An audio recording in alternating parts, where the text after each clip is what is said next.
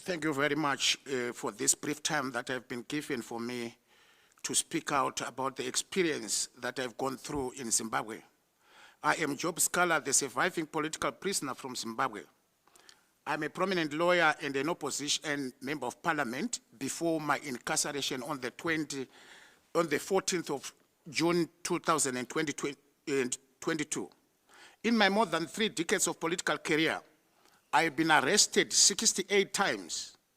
Normally, they would release me on bail.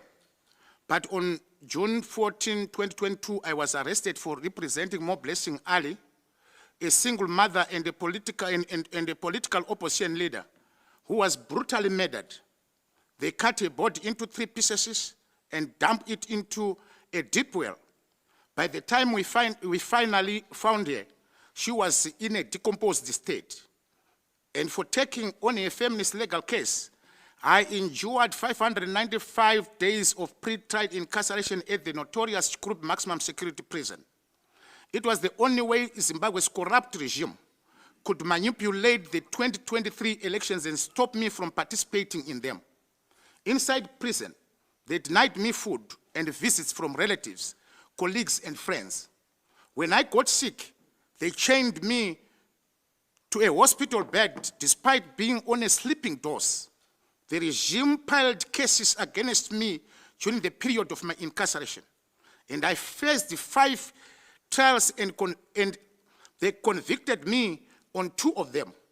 One conviction procured out of the law that does not even exist. Bail rulings pronounced me guilty before the trial even started.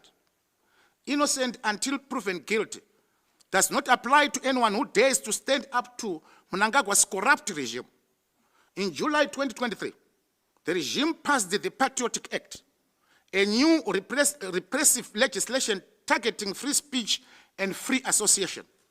Under that law, I am deemed to be committing a crime just by talking to you today.